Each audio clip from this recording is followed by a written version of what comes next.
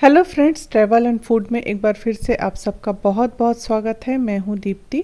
तो जैसा कि मैंने पिछले वीडियोस में आप सबसे शेयर किया कि हम अभी है बनारस में। तो बनारस में देखिए, शाम को हमने ये विश्व प्रसिद्ध भव्य गंगा जी की आरती देखी, जिसे देखकर हमारा मन बहुत ही प्रसन्न हो गया। नेक्स्ट डे हम बनारस से सारनाथ और आसपास की जगह देखने के लिए गए, और उसके लिए हमने पहले से ही एक कार बुक कर ली थी। चूँकि यहाँ पार्किंग का थोड़ा दिक्कत है, तो हमें फिर उन गलियों में से चलकर कार तक पहुँचना है, और उसके बाद हम फिर सारनाथ के लिए रवाना होंगे। तो बनारस से निकलकर सबसे पहले हम सारनाथ गए। सारनाथ जो है वो बनारस से 10 किलोमीटर की दूरी में स्थित है। सारनाथ में है अशोक का चतुर्मुख सिंह स्तंभ, भगवान बुद्ध का मंदिर, धार्मिक स्तूप, चौखंडी स्तूप, मूल गंध कुटी विहार मंदिर, चीनी मंदिर, राजकीय संग्रहालय, जैन मंदिर, नवीन विहार, ये सारी चीज़ें देखने लायक है। सारनाथ में गौतम बुद्ध मंदिर तक पहुंचने के लिए हमें काफ़ी पहले ही गाड़ी को पार्क करना पड़ा, और थोड़ी दूर पैदल चलने के बाद हम फिर मंदिर तक पहुंचते हैं।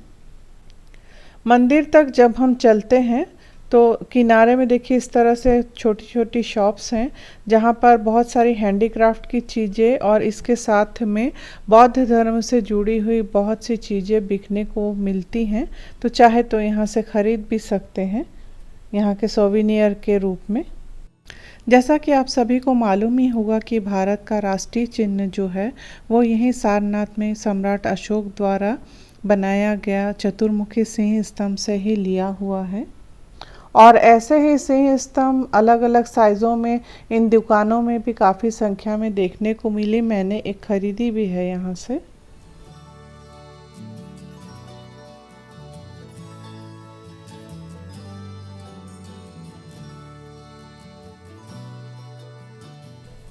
बोध गया में महात्मा बुद्ध को ज्ञान प्राप्ति हुई थी, और उसके बाद उन्होंने बौद्ध धर्म के बारे में जो पहला उपदेश दिया था, कहा जाता है कि वो उपदेश उन्होंने यहीं पर दिया था अपने शिष्यों को। और ये अब हम पहुंच गए हैं मंदिर में। मंदिर में जो प्रवेश है वो निःशुल्क है। बहुत खूबसूरत सा ये मंदिर है, आप देख ही सकते हैं। तो यहाँ पर हमने यहाँ से ना एक गाइड ले लिया था, उन्होंने हमें इस मंदिर के बारे में सारी चीज़ें बताई। सारनाथ का मेन टेम्पल है, और टेम्पल को बनाने वाले स्वामी जी कौन है? अच्छा, ये स्वामी जी है। इनका नाम है अनागारी धर्मपाल। ये श्रीलंका के महाबोधि का ट्रस्ट, इनका हेड ऑफिस कलकत्ता में। ये टेम्पल को बिल्ड किया 1931 में 80,000 में श्रीलंका पैसे। इस टेम्पल का नाम है मूल गंध कुटी विहार। मंदिर के अंदर जाएगा बुद्ध का स्टेच्यू, जो देखने से गोल्ड का है, बाकी गोल्ड का नहीं, मार्बल स्टोन का गोल्ड प्लेटिंग है। और मूर्ति के क्या है पीछे अंडरग्राउंड, वो चांदी की बॉक्स में भगवान बुद्ध का दाग है। तो साल में एक बार दिखाते, कार्तिक पूर्णिमा नवंबर में। अभी दीप क्वालिटी टाइम ओपन किया जाएगा, उसी टाइम। तो अभी हम नहीं देख पाएंगे। नहीं, उसी टाइम वो मैडम ओपन करती है। अच्छा। उस टाइम हर देश के लोग आते, Burma, Korea, Thailand, Mongolia, Sri Lanka, Dalai Lama आते, और सबको दर्शन कराते। दर्शन करने के बाद एलिफेंट को ऊपर रख के पूरा हाथी घोड़े के साथ पूरे आसपास के गाँव में घुमाया जाता है। घुमाने के बाद 3 लाल की इज्जत और सम्मान के साथ वहाँ पर रख देती है। और मंदिर के अंदर देखेगा आप लोग, दीवार पे पेंटिंग है, भगवान बुद्ध का लाइव से लेकर जीवंत है। जापान को लोगों ने 4 साल में पूरा बुद्ध का लाइव पेंटिंग बनाया। और बुद्ध का 4 प्लेस है। फर्स्ट लुम्बिनी नेपाल है। लुम्बिनी नेपाल 563 ईसा पूर्व बुद्ध का जन्म हुआ था। दूसरा है बोध गया विहार, जो बुद्ध को पीपल विंग से ज्ञान हुआ था। तीसरा है सारनाथ, जो बुद्ध ने 5 लोगों को पहला उपदेश किया, बोधिसत्व विहार से स्टार्ट हुआ। चौथा कुशीनगर गोरखपुर, जहाँ पर उन्होंने शरीर को त्याग किया, वहाँ पर निर्माण हुआ।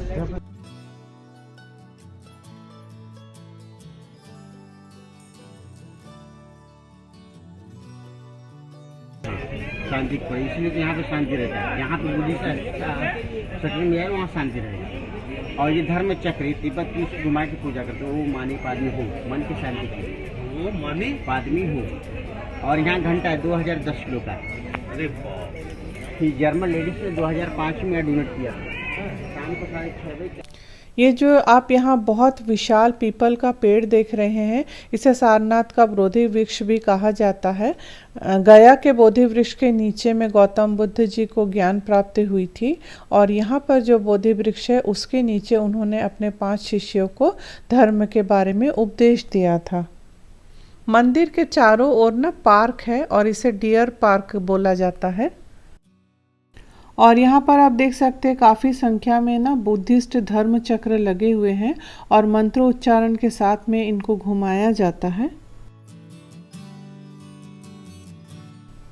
और ये है वो घंटा जिसका वजन है 2010 किलोग्राम, जैसा कि गाइड भाई साहब ने हमें बताया। तो चलिए अब अंदर चलकर भी देखते हैं। और जैसे ही हम अंदर एंटर करते हैं तो जो विशालकाय पीपल का पेड़ मैं आपको दिखा रही थी, उसी के नीचे में देखिए इस तरह से बड़ी बड़ी मूर्तियां बनी हुई हैं भगवान गौतम बुद्ध की और उनके 5 शिष्यों की, उपदेश देते हुए।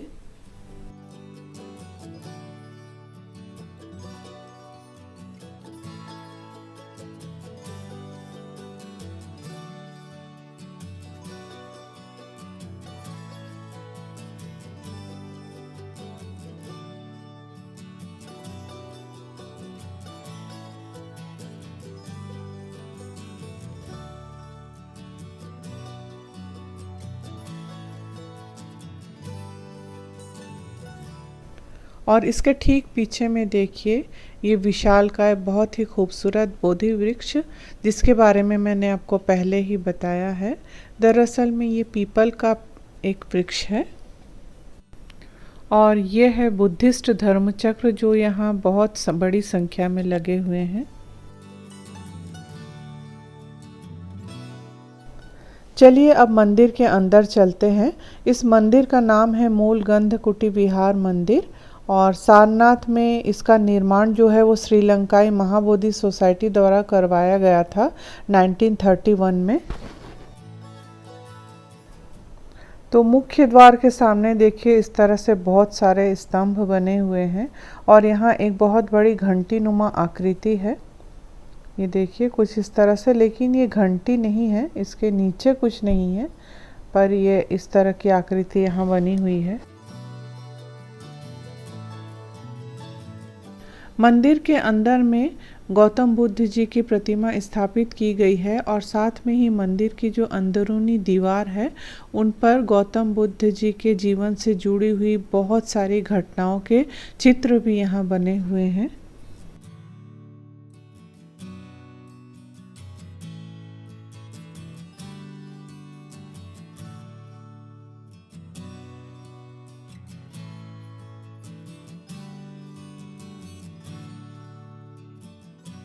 मंदिर के अंदर अच्छे से सारी चीज़ों को देखने के बाद फिर हम मंदिर से बाहर आए और मंदिर के चारों ओर जो गार्डन बना हुआ है उसे अच्छे से देखा, घूमा।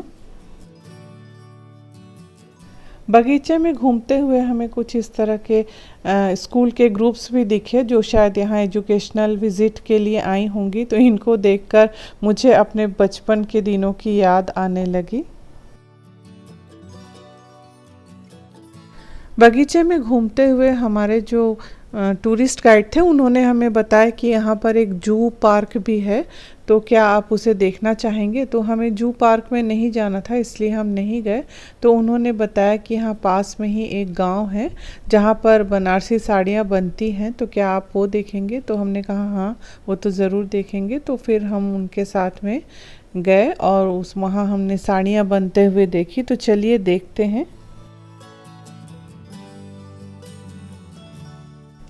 तो सामने जो ये मैदान है इसे पार करके हमें आगे उस गांव में जाना है जहाँ की बनारसी साड़ियाँ बनती हैं।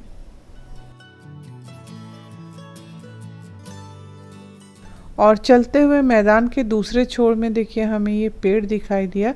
ये भी बहुत ही पुराना पेड़ है, इसकी जड़ों से ही समझ में आ रहा है, बहुत ही खूबसूरत। तो जैसे ही हम गेट से बाहर निकलते हैं तो लाइन से बहुत सारी शॉप्स हैं जहाँ की बनारसी साड़ियाँ, सूट्स, कुर्ता पीसेस वगैरह मिल रहे हैं और वहीं पर ये लोग बनाते भी हैं। तो हम अभी वही देखने जा रहे हैं।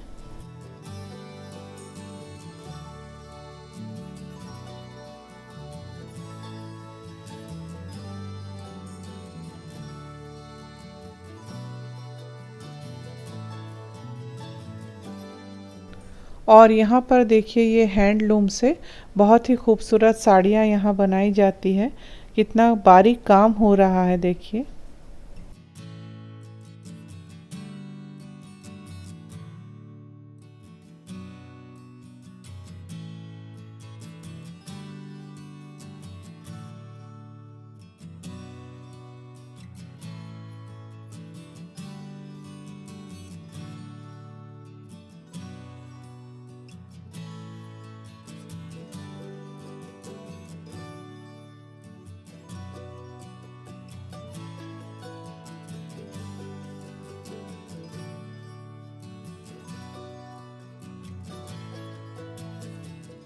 हैंडलूम के इस मशीन में देखिए शटल को किस तरह से एक साइड से दूसरे साइड पर लाते हैं और इस तरह ताने बाने का बैलेंस करते हुए कपड़ा बीनते हैं।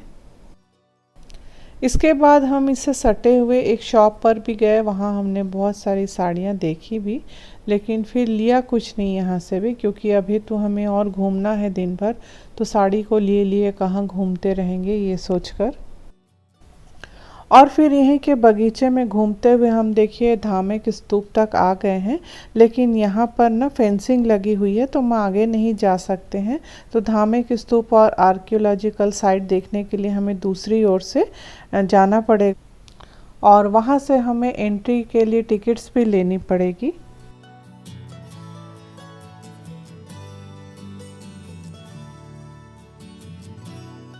तो चलिए यहाँ से निकलकर हम एंट्री टिकट लेकर धार्मिक स्तूप और आर्कियोलॉजिकल साइट देखने चलते हैं। और ये अब हम एंटर हो गए हैं आर्कियोलॉजिकल साइट पे, और ये देखिए बहुत खूबसूरती से इसको डेवलप किया गया है। चारों ओर हरियाली है, लंबे लंबे से लॉन बने हुए हैं और उनके बीच में ये बुद्धिस्ट पुरातत्व के जो अवशिष्ट हैं वो हैं।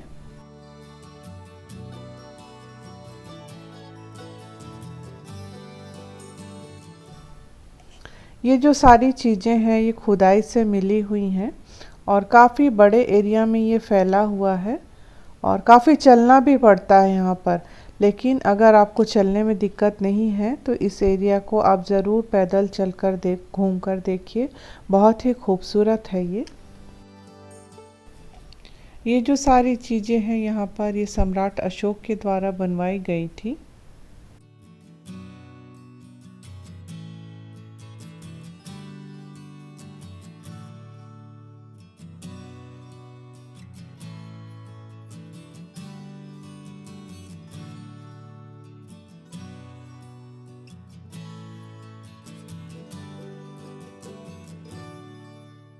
और वहाँ दूर में देखिए धार्मिक स्तूप जो है वो दिखाई दे रहा है, तो हम चलते चलते धीरे धीरे वहाँ पर पहुँचेंगे। और खुदाई में मिली हुई देखिए अलग अलग तरह की बहुत बड़ी बड़ी शिलाएं इस तरह से यहाँ रखी हुई हैं। इनमें कुछ में लिखा हुआ भी है और कुछ में तराशा हुआ डिज़ाइन भी है। तो ये क्या है ये तो नहीं मालूम मुझे भी, लेकिन दिखने में बहुत ही सुंदर लग रहे थे ये।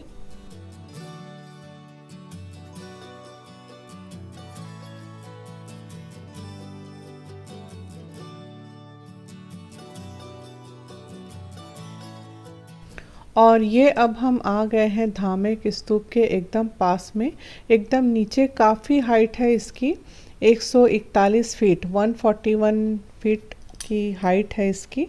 और देखिए इसमें इस तरह से नक्काशी की हुई है पत्थरों पे। और सारी चीज़ें देख लेने के बाद में अब हम बाहर निकलने वाले हैं। यहाँ पर एक संग्रहालय भी है, म्यूज़ियम, लेकिन हमारे पास टाइम कम होने की वजह से हम म्यूज़ियम में नहीं गए अंदर। और बाहर इस तरह से ये शॉप्स हैं, तो कुछ हमें सोवेनियर्स लेने थे, इसलिए हम यहाँ पर आकर देखने लगे कि हम क्या ले जा सकते हैं। और मैंने यहाँ से लकड़ी की बनी हुई एक अशोक स्तंभ को लिया। और उसके बाद हम यहाँ आ गए हैं थाई टेम्पल, जो कि है सारनाथ में ही। और यहाँ पर स्टैंडिंग बुद्धा की सबसे टॉलेस्ट जो मूर्ति है 80 फीट की, वो यहाँ हमें दिखाई देती है। बहुत ज़्यादा इसकी हाइट है और बहुत खूबसूरत है ये। चारों ओर हरे भरे बाग बगीचों के बीच में ये थाई टेम्पल बहुत ही खूबसूरत है। और इन सब के बीच में इतनी ज़्यादा ऊंचाई का बना हुआ स्टैंडिंग स्टैचू ऑफ बुद्धा बहुत ही खूबसूरत है। यहाँ लोग बहुत तादाद में इसे देखने के लिए आते हैं। और यहाँ पर बीच में ना एक पानी का सरोवर जैसा बना हुआ है और वहाँ पर अलग अलग तरह के कमल लगाए गए हैं और कमल खिले हुए दिखाई भी देते हैं, बहुत ही सुंदर।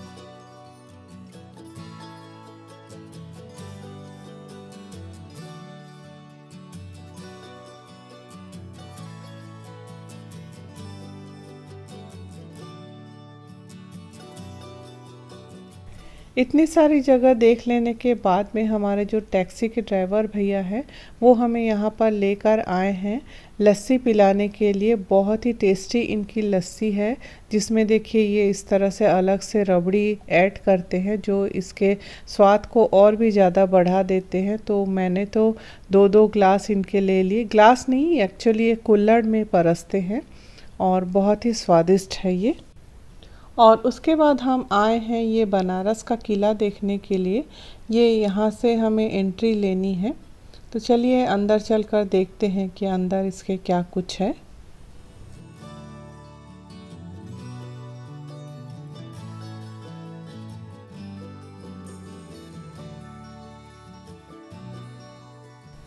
तो अंदर जाते ही देखिए दिखाई देता है इस तरह से बहुत पुराना कंस्ट्रक्शन, और चारों ओर से ये बना हुआ है, बीच में एक लॉन है।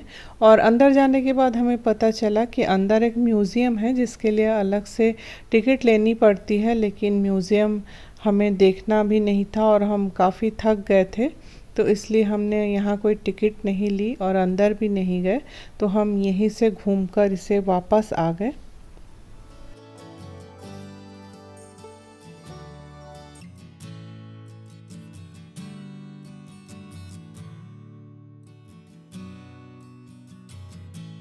और किला देख लेने के बाद हम फिर निकल पड़े BHU की तरफ। BHU मतलब बनारस हिंदू यूनिवर्सिटी। हम सबको मालूम है कि ये बहुत प्राचीन यूनिवर्सिटी है जिसकी स्थापना महामना मदन मोहन मालवीय जी द्वारा 1916 में बसंत पंचमी के दिन किया गया था, और इसके संस्थापक में एनी बेसेंट और सुंदरलाल जी भी थे। काफ़ी बड़े एरिया में फैला हुआ ये यूनिवर्सिटी अपने आप में एक शहर जैसा लगता है।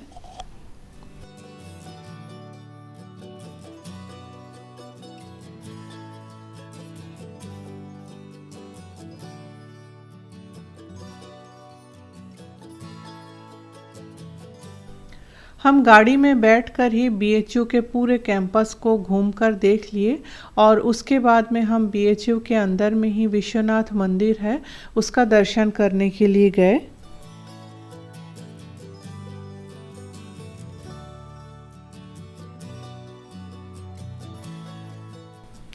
और ये है विश्वनाथ मंदिर का मेन गेट। इससे अंदर जाकर हमें मंदिर के दर्शन करने हैं, और सामने ही मंदिर दिखाई दे रहा है। दोनों साइड में देखिए पूजा के लिए सामग्री वगैरह भी बिक रही हैं।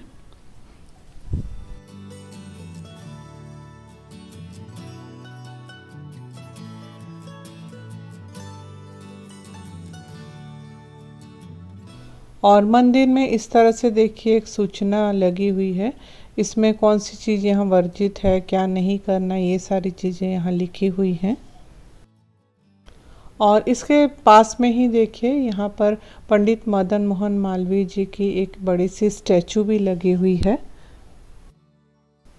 और मंदिर के चारों ओर देखिए इस तरह से ना बहुत ही खूबसूरत गार्डन बना हुआ है।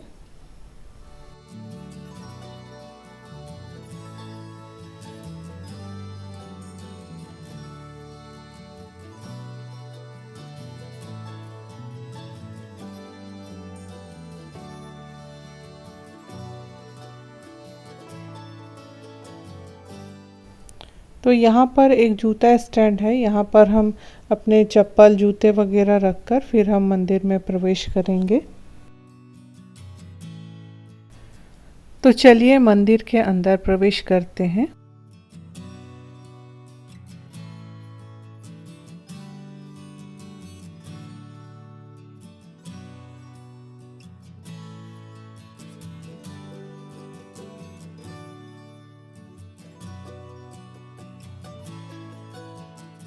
बाहर से देखने पर ही ये मंदिर बहुत सुंदर और काफ़ी बड़ा है, और अंदर देखिए इस तरह से है।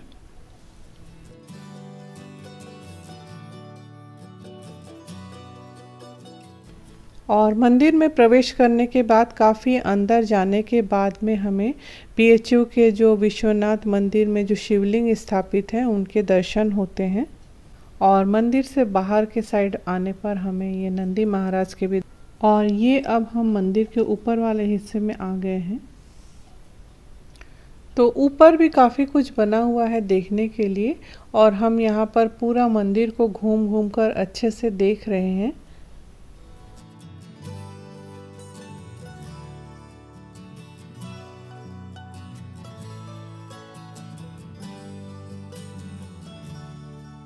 इस मंदिर को देखने के बाद में हम फिर वाराणसी के ही दुर्गा मंदिर गए दर्शन के लिए।